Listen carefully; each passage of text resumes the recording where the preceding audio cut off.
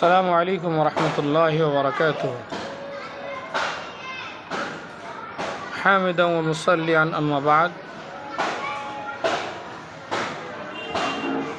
قال رسول الله صلى الله عليه وسلم: من كان يؤمن بالله واليوم الآخر فليقل خيرا أو ليصمت. সম্মানিত দর্শক, দিনী ভাই সকল, আমরা মাঝে সাঝেই বিভিন্ন বিষয়ে বিভিন্ন সময় লক্ষ্য করছি যে আমাদের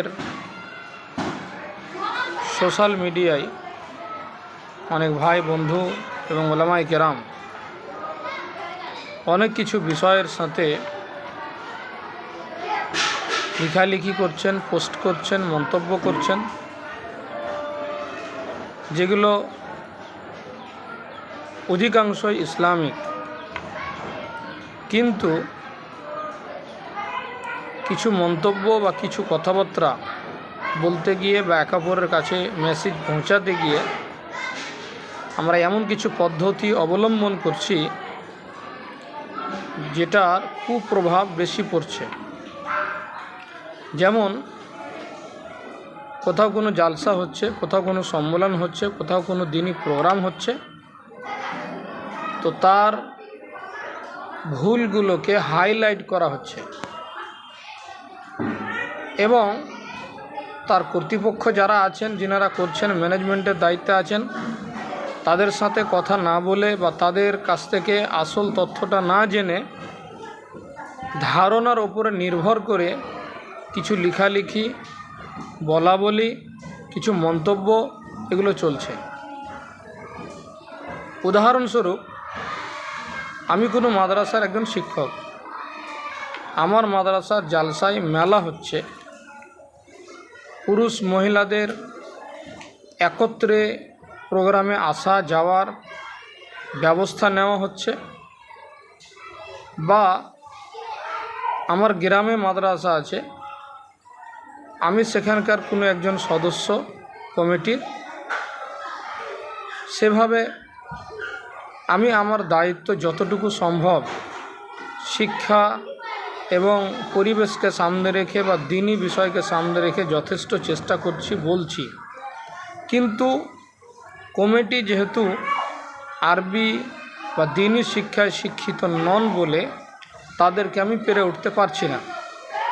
সেখানে কোনো ব্যক্তি যদি সরাসরি ওই গ্রামের বা আমাদেরকে কটাক্ষ করে বা আসল তথ্যটা না জেনে সমস্ত দায়িত্ব আমাদের ঘাড়ে চাপিয়ে দেই, তাহলে আমরা বলি এটা কি ইনসাফ? আমি যেই জায়গাতে আছি, যেই পরিস্থিতির সম্মুখীন হয়েছি, আপনি আমার কাছ থেকে আসল তথ্যটা জানবেন, এটা আপনার করণীয় হবে এবং আপনি পরামর্শ দিবেন। ইনশাআল্লাহ তাআলা আপনার পরামর্শ নেওয়া হবে এবং আপনাকে শুভেচ্ছা সাধুবাদ জানানো হবে। এবং আমরা এইভাবেই গতদিনে কাজ করে এসেছি বা করছি এখন আলহামদুলিল্লাহ।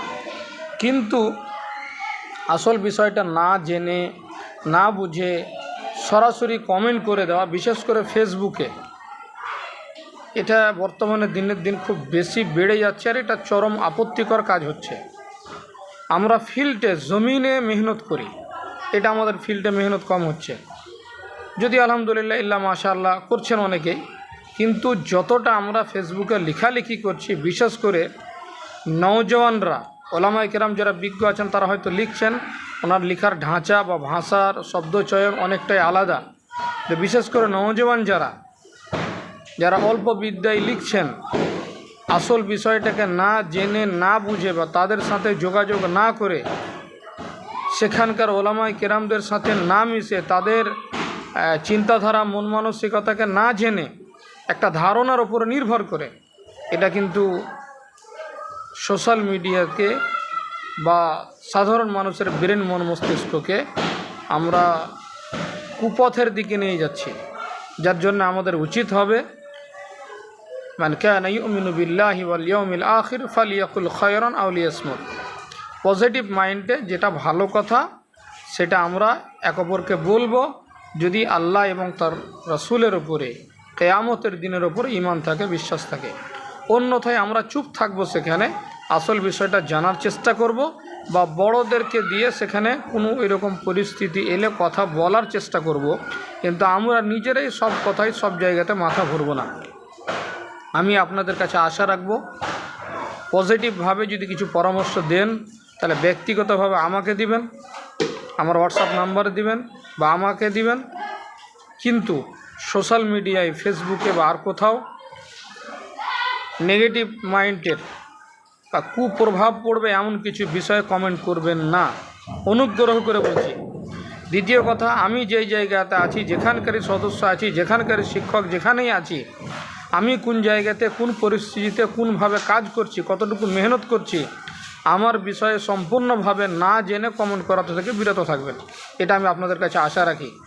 বিশেষ করে নওজওয়ান যারা বিশেষ করে সোশ্যাল মিডিয়ায় বেশি অ্যাক্টিভ, বিজ্ঞ ওলামায়ে কেরাম আলহামদুলিল্লাহ যথেষ্ট ওনারা এটা অনুভব করছেন, কিন্তু সকলেই কোনো না কোনো প্রতিষ্ঠানের সাথে, মসজিদের সাথে, মাদ্রাসার সাথে, ব্যক্তিগতভাবে নিজের দাওয়াতি ফিল্ডের সাথে ওনারা জড়িত আছেন বলে অনেকটাই অনুভব করছেন যে কথা বলে দেওয়া যতটা সহজ, ফিল্ডে এসে কাজ করা অতটা সহজ নয়। যার জন্যে এই বিষয়টা লক্ষ্য রাখবেন এবং সোশ্যাল মিডিয়ায় এমন কিছু লিখবেন না বা এমন কিছু বলবেন না যার কুপ্রভাব সমাজে বিস্তার লাভ করে। আল্লাহ তাআলা আপনাকে আমাকে সকলকে সঠিক বলা এবং সত্য কথা বলা এবং ওই সমস্ত কথাগুলো থেকে যাতে সমাজে কুপ্রভাব পড়বে বা সেই কথাটা নোংরামির দিকে যাবে সেগুলো থেকে বাঁচার তৌফিক দান করেন। আমিন। তাকাব্বাল ইয়া রাব্বাল আলামিন। আসসালামু আলাইকুম ওয়া রাহমাতুল্লাহি ওয়া বারাকাতুহু।